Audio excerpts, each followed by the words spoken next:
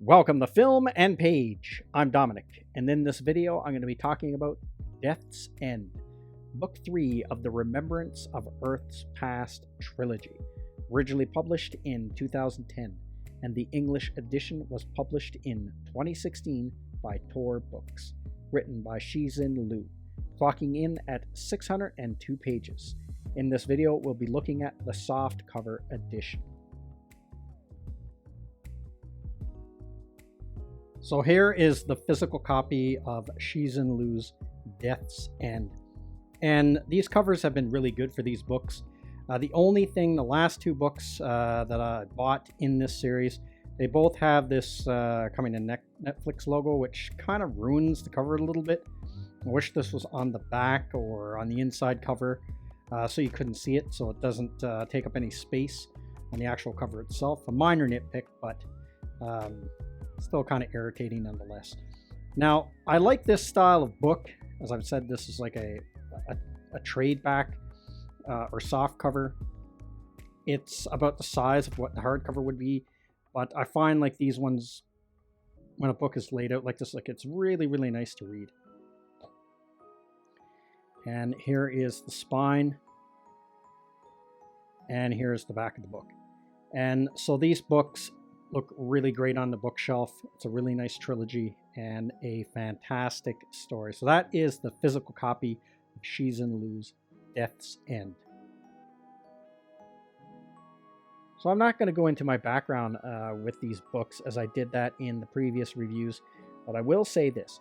If you are not reading this trilogy of books and you're a science fiction book fan, these books are absolute must-reads. You have to read these books. These are, when it comes to modern science fiction, these are some of the best books I have ever read. They are incredible.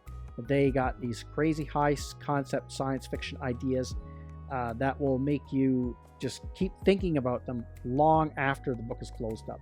And the whole theory of the dark forest that the story is built around is a frightening and fascinating theory at the same time. They're amazing books. You have to get into them. You have to read them. You won't be disappointed. So now I'll give a quick rundown of the plot, which is going to be kind of hard because a lot goes on in this book. A lot of events take place in this book, and in this book, the story makes these huge jumps in time. So it's hard to kind of condense that into a brief summary of the plot. So I'll try my best. Now, spoiler warning, if you haven't read The Dark Forest or the first book, The Three-Body Problem, there's going to be spoilers in this review for those books, so you really should go and read those books first. So in the last book, The Dark Forest, that book ended with humanity and the Trisolarians at a stalemate because of the wall facer Liu Ji. So in that book, Liu Ji devised a way to ring our sun, almost ring it like a bell, and send a signal out into the galaxy, alerting all the other potential extraterrestrial races that are out there. Hey, there is a technologically advanced race in the solar system. What that would do, it would cause another advanced alien race to come along, and because where we're growing in technology, we could pose a threat to their civilization, so they would just wipe us out immediately just to eliminate that threat. And now where we're so close to the Trisolarians, they would eventually discover the Trisolarians as well and come to the same conclusion and also wipe them out. So what this does is we have created the situation of mutually assured destruction. So now humanity at the end of the book has entered what is called the deterrence era. So now the Trisolarians can no longer invade Earth as long as Earth is capable, or humanity is capable of sending the signal out to the sun to alert everyone, hey, there's an intelligent race living here. So now the Trisolarians can no longer invade Earth. So now we're at the standstill now. And that's where the second book ended off. So now Death's End is all about the fallout from that and how that affects humanity, this shaky truce that we have with the Trisolarians. So this book actually picks up during the present time. So some of the events of this book, of the third book and the second book, there's a bit of overlap there. because this one takes these leaps in time. And in each one of these books, you follow a different protagonist. So in the last book, it was Liu Ji, and this one, it's Chen Xing, a woman. And she's an engineer, and in present time, she's been recruited to try to help create like a faster than light or a light speed engine for humanity. And then she ends up, like characters in the previous books, she ends up going into cryogenic stasis. So that's how she's able to jump ahead in time when she's needed later on in the future. And so that's what this one's all about. It's all about how humanity is affected by this truce that they have with the Trisolarians, because now the Trisolarians can no longer block human advancement. They even share some of their technology with humanity. It shows what happens to humanity when we get to a certain level of technological advancement, what that does to us on a social level. And then, of course, there's so much more that goes on in this book. There is so much more than that. There's a lot that goes on in this book. It's amazing how much is in this book. That is the plot in a nutshell, and I can't really condense it any more than that. So some of the things I liked about this book. This one had some pretty cool characters in it. The main antagonist, or the main protagonist, Chen Xing, it was a pretty good character. All the characters are pretty interesting in all of these books. And there's another character called Sofan that is pretty cool as well. And mild spoilers here, because of the exchange of technology that humanity has with the Trisolarians, the Sofans from the first two books, those little quantum-sized supercomputers, they actually create an android body for the Sofans, and in the form of this beautiful Japanese woman, and she becomes an ambassador from the Trisolarians to humanity. So it's a really interesting character. The characters are really interesting, and the other thing I liked about this book, this writer does a really good job of making two characters. You have two characters, or multiple characters in some cases, that have the same goal. They both want to save humanity and thwart the Trisolarian invasion. They have the same goal, but because of their ideologies, they're trying to get there completely different ways. So by doing this, the methods used by one character can really paint that character as malevolent or almost evil, and compared to another character. So I like how the author does that.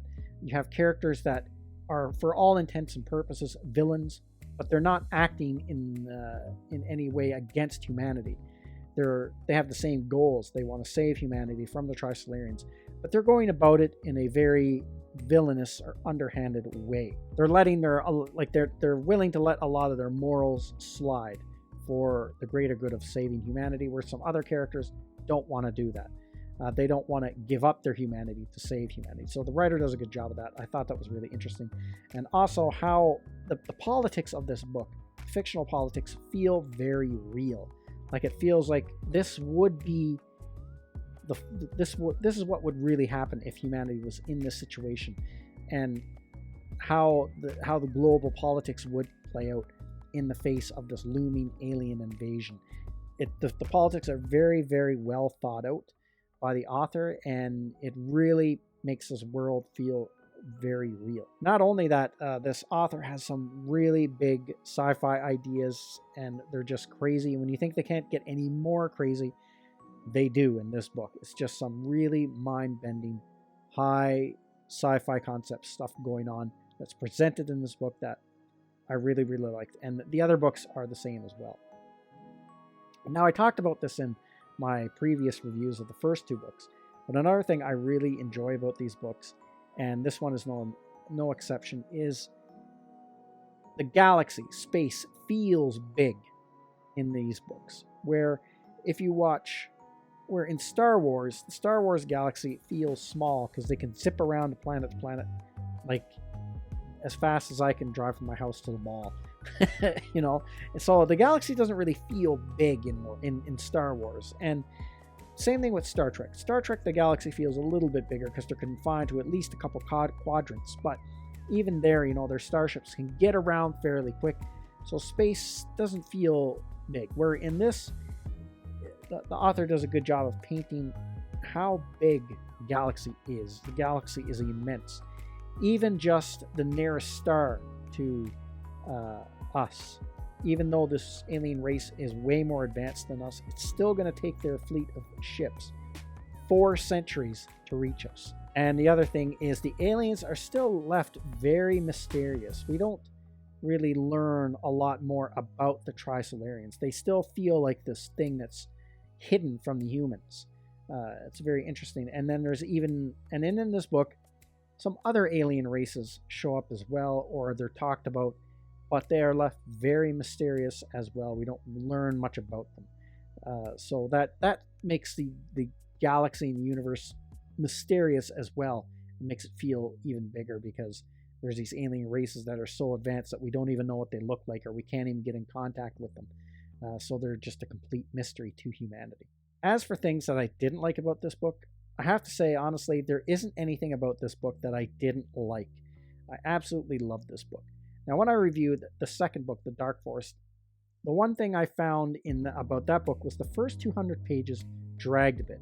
And I remember reading that and starting to feel a little bit bored with the story and feeling it was starting to drag and beginning to worry that maybe this isn't going to be as good as the first book, not nearly as good. Maybe the first book is, the really good one, and the second one might be a dud. But when it picked up after those first 200 pages, it really went into high gear and it just took off and it got really, really good. Where the last book here is a lot like the first book. When I read that first book, from the very first chapter, it grabbed me, the story. It didn't drag at all.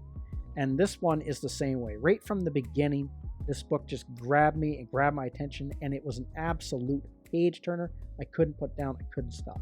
It was incredible. And for a book that was 602 pages, it didn't feel like 602 pages. It was paced very well, and I flew through the thing. I honestly can't say there's anything bad about this book. It was all around a great science fiction book, and if you're a science fiction fan, this is an absolute must read. And I can say right now, without a shadow of a doubt, that this book is going to be on my top 5 best books of the year, for certain. So that's everything I got to say in this video. Let me know what you think in the comments section, and I will see you at the next one. I'd like to say thank you to all of my subscribers. I appreciate you all in helping this channel grow. If you're new to the channel, don't forget to like, share, and subscribe. Also, don't forget to hit the bell icon so you'll be notified when new videos are uploaded.